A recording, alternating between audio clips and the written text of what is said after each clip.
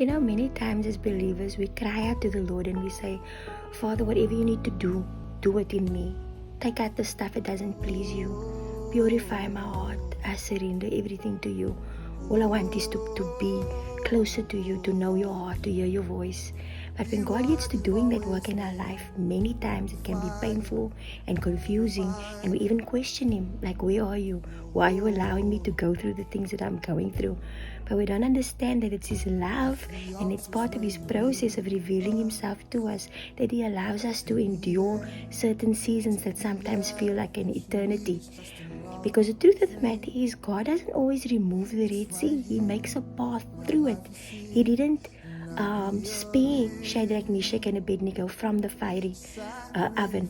They were thrown into it, but they encountered Him there in a way that they would never ever have encountered Him in any other circumstance.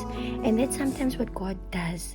If we look at the refiner, the silversmith, when he's refining a piece of silver, he places that silver in the heart of that flame where, it's extreme temperatures that he sits there. The Bible says in Malachi 3 verse 3, I love that verse, that God sits as the refiner of silver and the purifier of silver. That means He doesn't take His eye off of that piece of silver. Because if He leaves it in for a second too long, it can damage that metal. But just the right time that He leaves it in there for, it comes out completely purified, sanctified, and He can see His image in that piece of silver. And that's what God does.